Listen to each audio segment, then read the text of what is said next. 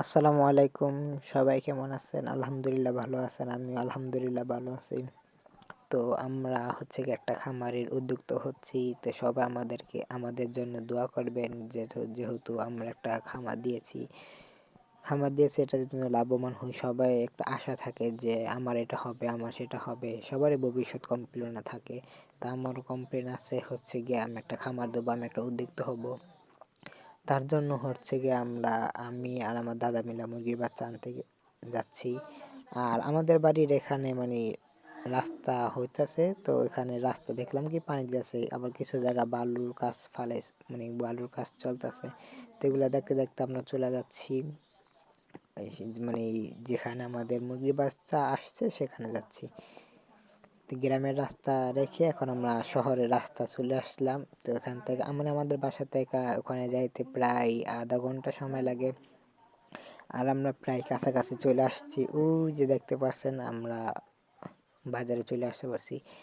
বাজারের নামটা হচ্ছে গনুট বাজার। তো আমরা এখানে চলে আসতে পারছি। এখন এখান থেকে হচ্ছে গিয়ে আমরা যাব মুরগির বাচ্চা।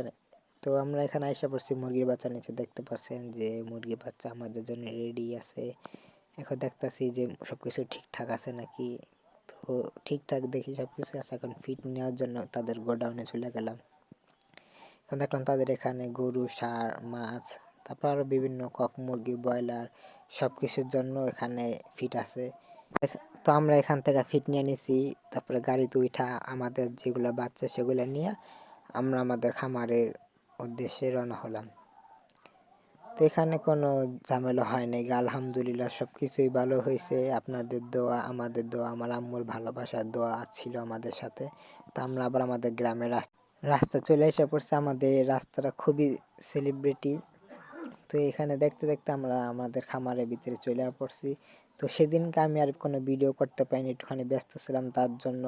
তো পরের দিনকার সকালবেলায় এই যে দেখতে পাচ্ছেন বাচ্চাগুলা সবকিছুই সুস্থ আছে আলহামদুলিল্লাহ। তো সবগুলো মানে সুস্থ আছে, খাবার খাচ্ছে ঠিক মতো সবগুলো। তো আমি আবার এখানে একটা কাগজ দিয়ে লাড়ায় দেখতেছি যে সব ঠিকঠাক আছে নাকি। সবগুলো মানে কোনো সমস্যা নেই, সব কিছুই ঠিকঠাক আছে। তো সবাই আমাদের জন্য দোয়া করবেন যে একটা সফলের জন্য নামছি, আমি যেন এটা সফল হইতে পারি, একটা উদ্যোক্তা হইতে পারি। সবাই আমাদের জন্য দোয়া করবেন। আপনাদের দোয়াই আমাদের বড় দোয়া। তো দেখতে পাচ্ছেন আমি আবার একটা বাচ্চা হাতে নিলাম।